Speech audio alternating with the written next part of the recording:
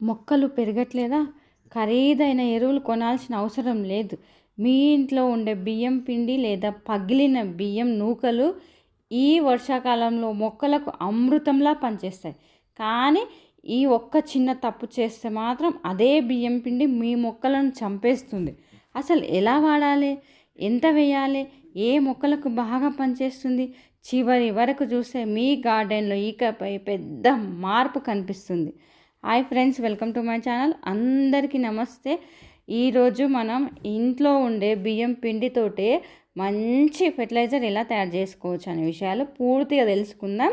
మన ఇంట్లో డ్యామేజ్ అయిన బియ్యం కానీ బియ్యం లేదా బియ్యం పిండి చాలాసార్లు వృధా అవుతూ ఉంటుంది.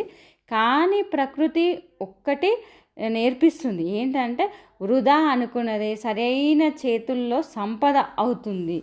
ఈరోజు ఈ బియ్యం పిండి మొక్కలకు ఏ రకంగా ఉపయోగపడుతుంది, వర్షాకాలంలో ఎందుకు ఇంకా బాగా పనిచేస్తుంది, ఎప్పుడు వేయాలి, ఎప్పుడు అసలు వేయకూడదు, అన్ని విషయాలు తెలుసుకుందాం.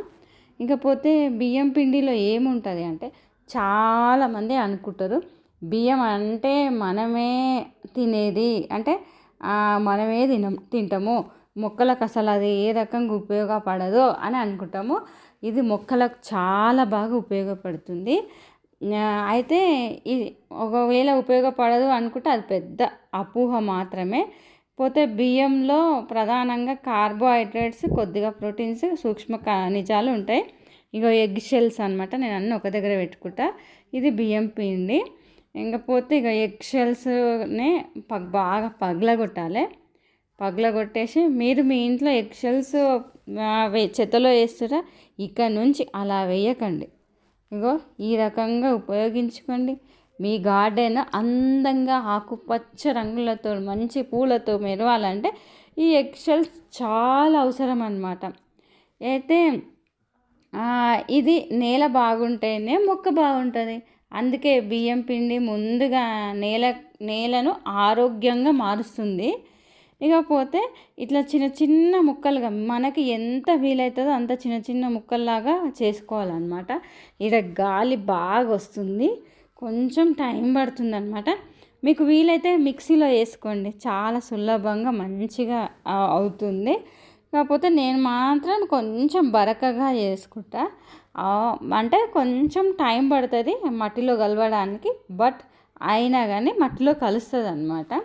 ఇకపోతే ముందుగా నేలలో ఉండే మంచి సూక్ష్మజీవులు వీటిని కరిగిస్తుంది.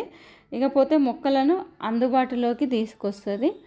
ఇకపోతే వర్షాకాలంలో నేలలో తేమ ఎక్కువగా ఉంటుంది. ఈ తేమ వల్ల మంచి బ్యాక్టీరియా, ఫంగస్, సూక్ష్మజీవులు చాలా వేగంగా పనిచేస్తుంది. అందుకే బియ్యం పిండి త్వరగా కుళ్ళిపోతుంది. కాబట్టి కొంచెం జాగ్రత్తగా వాడాలి. మొక్కలకు ఉపయోగపడే పోషకాలుగా మారుతుంది అన్నమాట.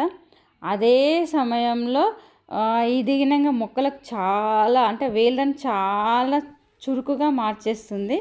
చూడండి, ఇది కాకర. ఇక కలుపు మొక్కలు ఉన్నాయి, పీకేస్తాం. ఇంకొకటి కాకర చెట్లు అనేది నేను పాత మట్టిని కొత్త మట్టిలాగా మార్చి మొక్కను పెట్టినప్పుడు చాలా ఈజీగా, అందంగా, చాలా స్పీడ్గా పెరిగింది. అందువల్లనే దీనికి మంచి మంచి ఫెర్టిలైజర్స్ ఇస్తే ఇంకా స్పీడ్గా పెరుగుతుంది. ఇకపోతే ఇట్లా భూమిని లూజ్ చేయాలి. ఏ ఫెర్టిలైజర్ ఇస్తున్నా కానీ భూమిని లూజ్ చేయాలి, కలుపు మొక్కలు తీసేయాలి.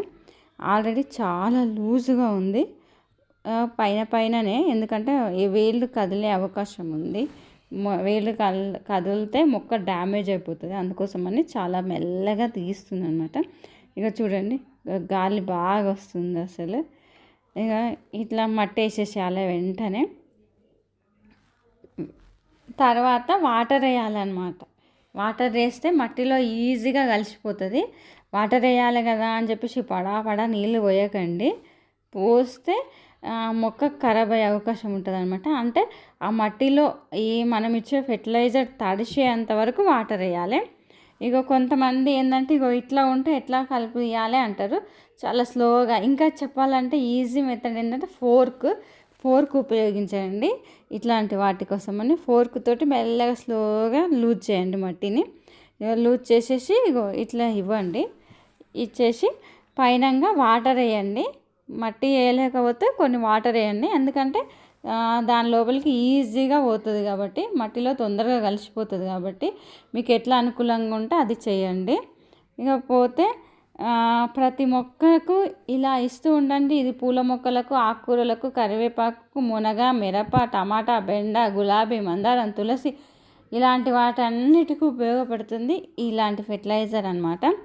కానీ ఇది పూర్తి ఎరువు కాదు, ఇది నేలలో జీవక్రియను పెంచే సహజ ఆహారం అన్నమాట. ఇదే చాలా ముఖ్యమైన విషయము. కొంతమంది ఒకేసారి ఎక్కువ బియ్యం పిండి పోస్తారు, అలా చేస్తే దుర్వాసన వస్తుంది, ఫంగస్ పెరుగుతుంది, చీమలు గినంగా వస్తాయి, వేలు ఊపిరాడక ఇబ్బంది పడతాయి. అందుకే అతి అన్నది అమృతాన్ని గినంగా విషంగా మారుస్తుంది అనే సామెత ఇక్కడ కూడా వర్ధిస్తుంది అన్నమాట. ఒక చిన్న స్పూన్ బియ్యం పిండి తీసుకోండి, మొక్క కాండానికి దగ్గరగా కాకుండా కొంచెం దూరంగా చల్లి మట్టిలో కప్పేయండి. వర్షం పడితే అది నెమ్మదిగా కరిగి నేలకు సారవంతం చేస్తుంది. వారానికి కాదు, 20 నుంచి 30 రోజులకు ఒక్కసారి చాలు. ఇది వారానికి ఒకసారి మాత్రం వేయొద్దు అనమాట.